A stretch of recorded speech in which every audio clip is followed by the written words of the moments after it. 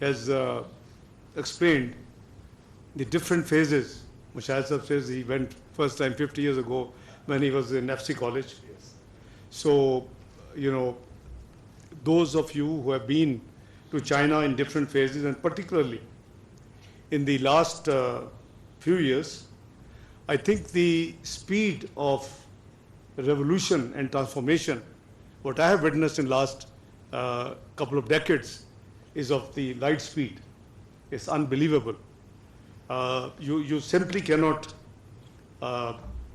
comprehend that such a speed can be possible in certain country. We have been witnessing all leg pulling from a certain part of the globe. His Excellency Ambassador said they're second biggest economy. Absolutely right. I have no doubt they're going to be the biggest economy in due course.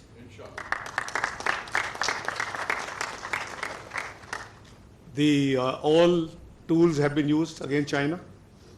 Those who observe very closely, starting from the tariff impositions from 25 to 100% on different items, semiconductors, electric vehicles.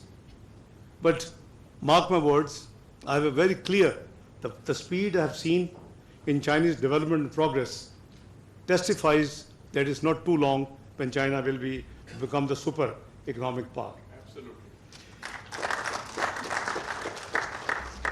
Ladies and gentlemen, through the visionary leadership of the Communist Party of China, the country has not only eradicated extreme poverty, as explained and given numbers by Honorable Ambassador here, but also elevated the quality of life for its citizens and pioneered advancements across various sectors. Now, at one time, Chinese labor was considered to be very economical. I don't use the word cheap. And that's why the many industries of the world actually located from the West in China. You will be surprised to know that the per capita income and the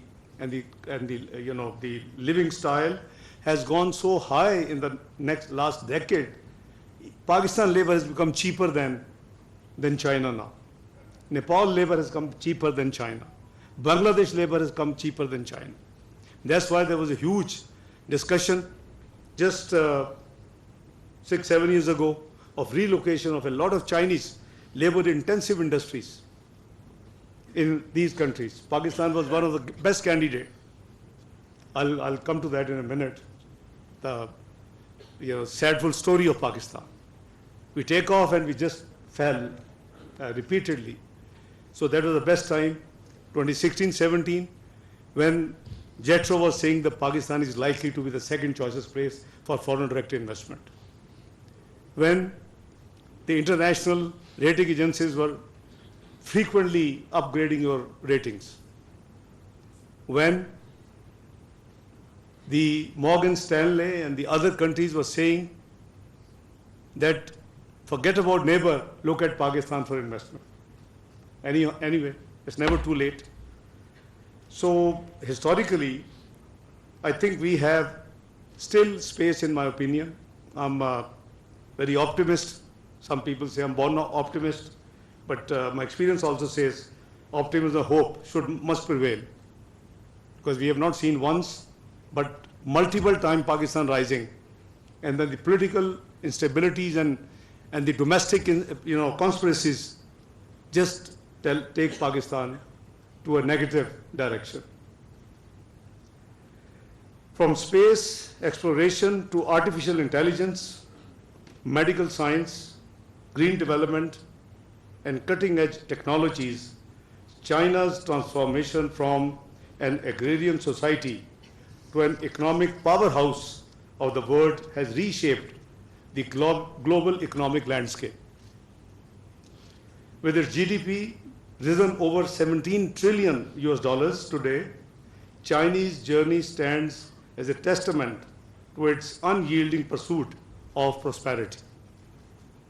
Excellencies, ladies and gentlemen, Pakistan sees China as a key factor for peace, stability, and fairness in world affairs, and I mean it. what I'm saying. China's peaceful rise has contributed to stability in global political and economic landscapes, enhanced the structure of global governance. It has strengthened the role of multilateral diplomacy, and there's so many positive things you can see and experience when you study the China's 75 years of growth. Importantly, China's proactive leadership in addressing climate change has galvanized international climate action. With its investments in renewable and green energy, as well as its pledge to achieve carbon neutrality by 2060, China sets a standard for sustainable development that resonates globally. Those of you who have traveled to China in the last few years, just about 7-8 years ago, when you would go to Beijing, there would be so much pollution you can see. In just 5 to 6 years, I've just been in the last 2 years few times, and I'll be going soon again, Excellency. I'll be joining President of Pakistan in his dialogue with President Xi on 7th and 8th. That's another reason why I'm here. And it's amazing. It's all clear, blue sky now in Beijing. It's really impressive that if you intend to do something, if you have a resolve, you can make it. And China has shown it. I was really happy and pleasantly surprised in such a short time, just 4 or 5 years ago, and now how Beijing, environment issue has totally disappeared. China's role as a harmonizer on the global stage is equally commendable. Rather than stoking conflicts, China has consistently worked to cultivate harmony among nations. I'm sure China could have reacted to the unreasonable tariffs levies in the recent few months. I was actually in Beijing when I read that news. I mean, imagine 25% tariff to 100% tariff. I don't know what would you write, Dr. Ikram Saab, on this, whether it is a fair play in the world or not. But that's what happened. I read in China, I was on an official visit with Prime Minister. And I couldn't believe that, this can also happen. This is nothing but politics.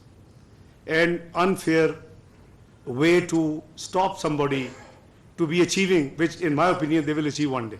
Yes. The humbleness, the hard effort, the commitment, the dedication with which the Chinese leadership work, I don't see it's going to be too long away when they will be achieving this thing. This dedication, as I said, to peaceful coexistence is evident in its historic mediation role between, couple of countries of this global south. They have been extreme rivals. China had played a great role, and they had brought them closer. You see, this is the role of leadership, and I must compliment what China did in this region.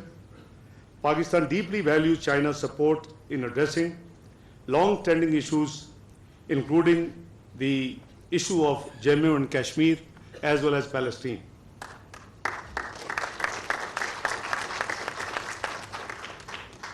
As responsible for the Foreign Ministry of Pakistan, I also assure you once again that Pakistan also is absolutely, has been, is, and will always be firm on one China policy.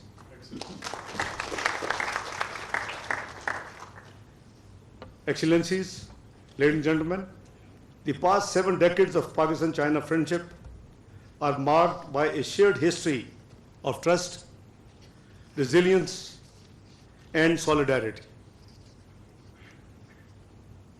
Born of visionary leadership and strengthened by generations of Pakistanis and Chinese alike, our friendship has flourish as an enduring partnership.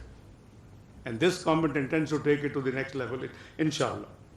As all-weather strategic cooperative partners, Pakistan and China have stood by each other both during times of peace and in times of difficulty.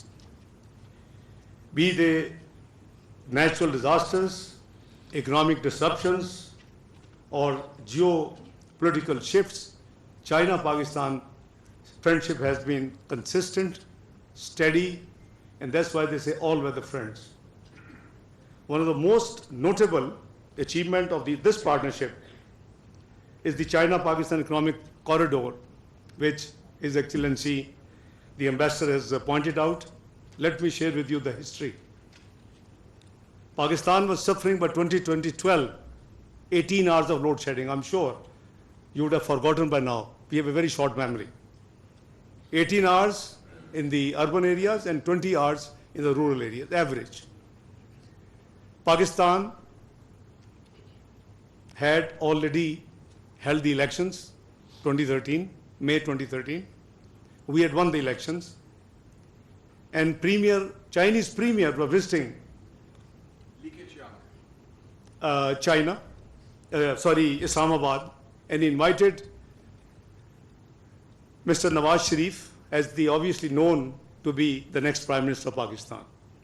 I accompanied him, and so did the current Prime Minister Shahbaz Sharif. We held a meeting in Serena, Islamabad. The Chinese premier asked Mr. Prime Minister, he addressed him already, Mr. Prime Minister, tell us what can we do for you. And Mian Sahib said that please help us in getting rid of this load shedding in Pakistan. You would be amazed to know when you analyze. I can see some people here, I can see Rana Sahib is here, Mehtab is here, they all know the background. So you see the maximum investment out of the CPAC was for generation of electricity projects in the private sector. There has been a lot of malafide propaganda from the containers and otherwise. In the powers of echelon, they really believed that thing. And as a finance minister, I confronted those all. तो बड़े महंगे loan दे दिए China ने, 8% loan है, ये loans हैं, ये investment नहीं. And I confronted them. Even today the numbers are available. The government of Pakistan, out of 34 billion of CPAC phase 1, only borrowed $6 billion US. The rest was investment loans to the private sector for the power generation projects. 3 billion for Multan Sakar motorway. It was commercially not viable, couldn't be done on a BOT basis. So state has to come in. You can't have Peshawar to Islamabad motorway, Islamabad to Lahore motorway, Lahore to Multan motorway, and Multan Sakar can't be because there's not enough traffic and doesn't make commercial sense. This is where the state has to come in. So that was the sector which was financed by China under CPAC, 3 billion. The other 3 billion was the Gwadar-related projects. And the average cost was less than 2%. It won't be appropriate for me to tell who the big powers I had to confront. And thanks God, with the change of government, and after spending 1 year, when people went to negotiate IMF program, then the finance minister had to make public statements in Washington. Ishaq Dar was right. It was less than 2%, and that was investment, not loans. So see, we should think of Pakistan first, and should not come to the petty politics when it comes to Pakistan. So CPAC, I think, is a wonderful gift from China. It's a flagship project of the Belt and Road Initiative of President Xi. It has not only transformed Pakistan economy by enhancing infrastructure and energy capacity, but also demonstrated that interstate relations based on mutual respect and cooperation bring substantial benefits to both nations. As a symbol of bilateral cooperation, CPEC underscores the enduring strength and depth of Pakistan-China's relationship. Ladies and gentlemen, Pakistan remains fully committed to expanding CPEC to its next level. In the recent meetings of Prime Minister Shahbaz Sharif with the Chinese leadership in China, which I also participated, China and Pakistan have agreed to take CPEC to the next level, what we call upgradation of CPEC or CPEC Phase 2. We have to move into now the second phase, deepening our collaboration in trade, industrialization, digital technology, agriculture, and green and renewable energy investments. China offered that we can send 1,000 agri senior students to China. They can study how we can increase our yield per acre, how can we reform our agriculture following the Chinese model. So the government is totally focused and the actions are on. The shared commitment was further strengthened during the visit of, as I said, Prime Minister Shahbaz Sharif in June this year, followed by recent visit of Premier Lee to Pakistan. These visits reflect our country's resolve to elevate this partnership to new levels. Now, the visit I'm referring to, after 1997, Pakistan did not have any meaningful multilateral event in Pakistan. It's not very good. Maybe one dignitary, one prime minister, one president, two or maximum three, 2019, 2021, ECU. But not 1997 level of multilateral event took place in 27 years in Pakistan. Alhamdulillah, we mobilized SCO. You have been witness. People still didn't try to leave it in peace, try to sabotage it. But the SCO went, alhamdulillah, absolutely marvelous, and there is all praises coming to the visiting dignitaries, including Chinese Premier. I'm sure Ambassador, is privy to that recognition. So we have to hold these events regularly. But, the constraints were very serious. I had to concentrate a few weeks totally on this event, and alhamdulillah, all guests went happy. Chinese Premier was there, Russian Premier was there, a number of Central Asian states, all those members attended, and of all the countries which the speculation was will not represent. If you recall the last year Goa, some negative episode, even the Indian Foreign Minister visited Pakistan and participated positively in HCO. You see, this is what we should be focusing. So, as China marches forward towards its second centennial goal of achieving the great rejuvenation of the Chinese nation, Pakistan stands at a pivotal moment in its journey towards sustainable and inclusive growth. The trust and support that define our relationship will continue to guide us, enabling deeper strategic cooperation grounded in shared values and principles.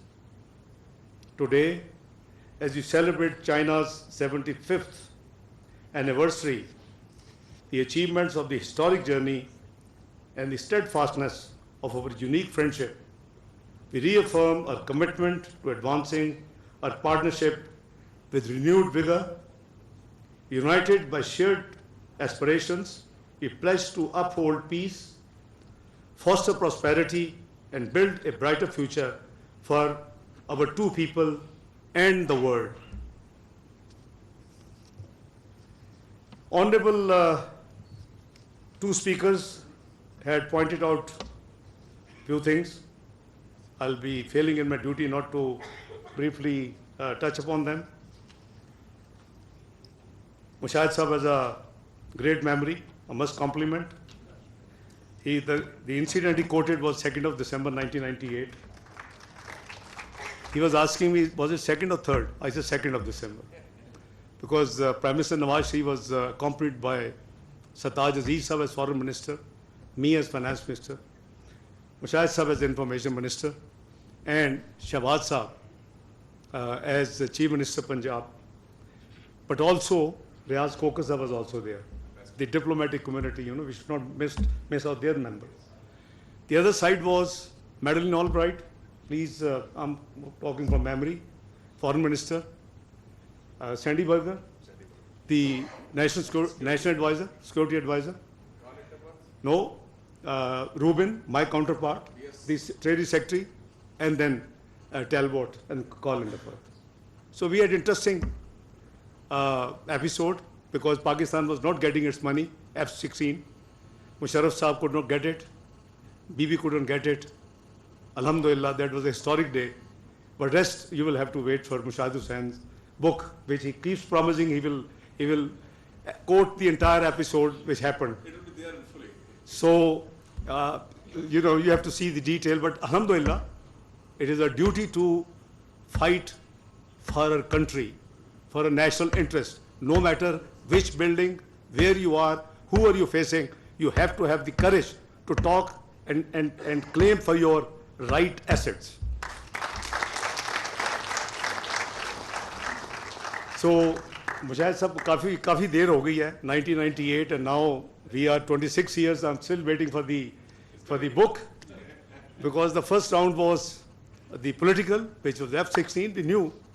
It was official visit of Prime Minister Nawaz Sharif, and the second round was economic. So the IMF revival. So this was a very historic visit. Dr. Ishaq Sahab might have some idea of what happened. He was with me those days. I remember you drafting an article for me, From Crisis to Hope. Am I right? Okay. Dr. Ishaq is also a nationalist. Yeah, that's why I'm, recognizing Dr. Ishaq by name. Ishaq Sahab bhi baithe hain. Ishaq Sahab bhi, before the coup, we were thinking to taking him as Governor State Bank. Lekin the competition was between him and Shaukat Aziz Sahab. The coup would have, luck for both. One became the State Bank Governor, the other became the Finance Minister of Pakistan. But they were both interviewed by me for the post of State Bank Governor. Sorry? तो आगे चलते हैं जी. शौकत साहब is good friend यार. ये सारे छोटे lighter जो दुनिया छोटी है, हमें लाइफ बड़ी छोटी सी है. Gaza and Afia Siddiqui. Two things you have raised. I have to respond. Afia Siddiqui Sahiba, again, Mushahid Sahab knows we have done our best. And in the restricted meeting with President Obama, that's the last attempt Prime Minister Nawaz Sharif made. And I accompanied him in that meeting, I and Sajjad Sahab. We requested on humanitarian grounds, to get Afia released and sent back to Pakistan, but somehow we were told it's not possible. I didn't give up. Before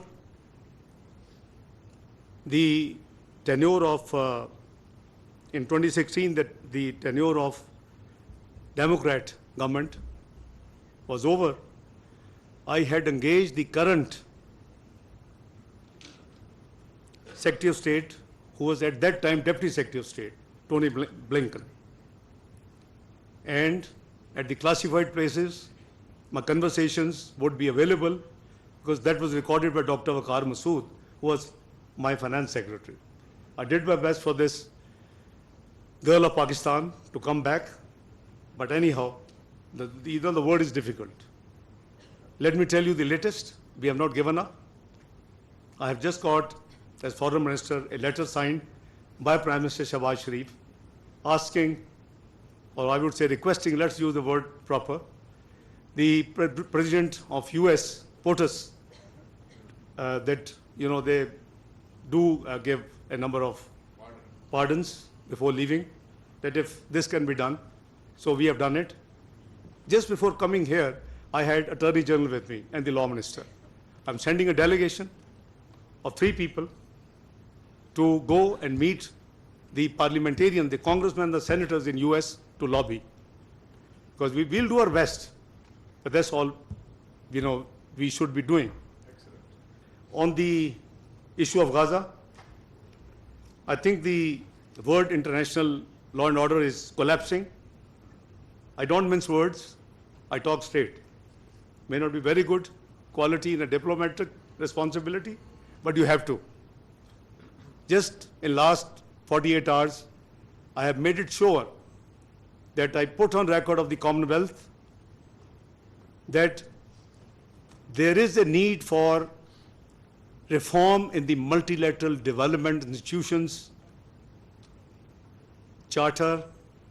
The developing country needs do not have enough supply under the existing system from the Betterment Institution and others. And everybody agreed with me, and it was part of the, you know, the record which the Commonwealth Secretariat will issue in due course. So, same happens to Gaza. All the resolutions of the Security Council on Gaza, by the resolutions of the OIC in Gambia, I represented Pakistan on this subject there in the heads of government OIC meeting in Gambia a few months ago. There was a special meeting of D8 in Istanbul, same issue, followed by another meeting hosted by King of Jordan, President of Egypt, UN Secretary General. I represented Pakistan there. We voiced everywhere. I think we may be one of the rare countries who have vocally spoken in favor of Palestine. And I think it is a responsibility as part of the Ummah. Is this genocide must stop. The war crimes must operate. The International Court of Justice decision has been put in the bin, which has categorically stated it is plausible genocide. Yes.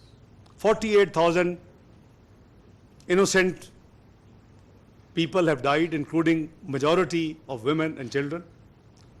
80,000 are injured, and there's a complete vanish of the Gaza place, followed by what is happening in Lebanon. What Pakistan is doing, we are playing our proactive diplomatic role. Many things you can't make too much public. This is a standard norm. That's why you don't see me, by the way, too much now in talk shows. Spokesperson speaks on behalf of the MOFA. Hopefully, Parliamentary Secretary Dr. Shazra Mansab will be doing that job. But we raise this issue at every important international forum. Even in Commonwealth in Small, I made it sure that this item is raised. But what Pakistan is doing, now let's come to that. सिर्फ बातें करने का तो कोई फायदा नहीं ना. Talk is not enough. We have to do something practically. We have already sent 10 big consignments of relief to Gaza. Previously, we were sending through Egypt.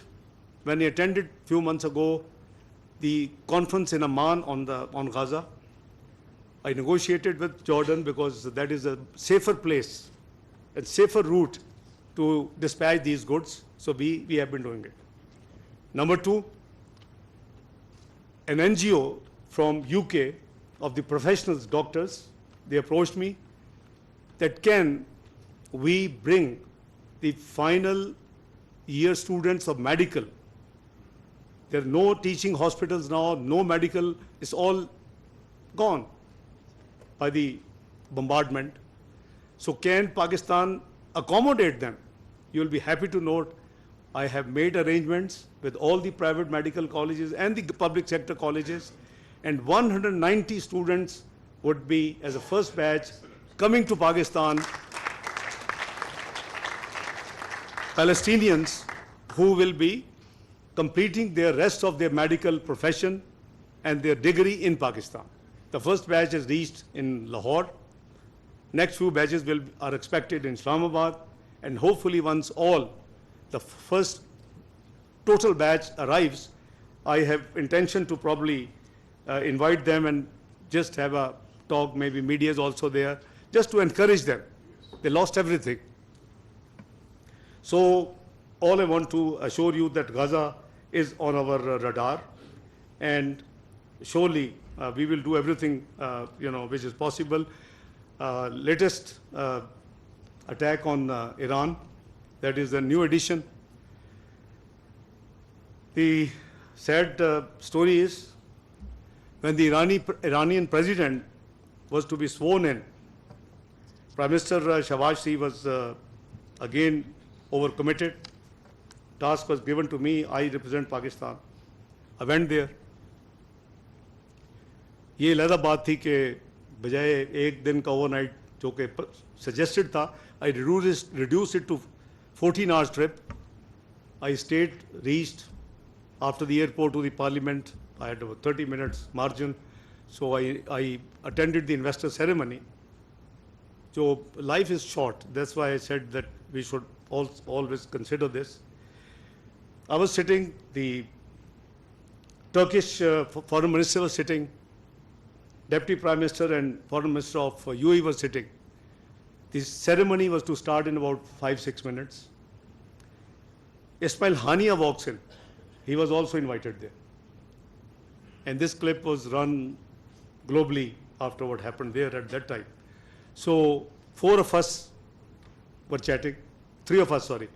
UAE DPM was sitting, but Foreign Minister Haqqan, my dear brother, and myself and Ismail Hania, and a very good exchanges. After that, there was a gap of 1 hour, there was a dinner, and then I just rushed back to the airport and reached Sagar again 4 o'clock, by the way, in the morning.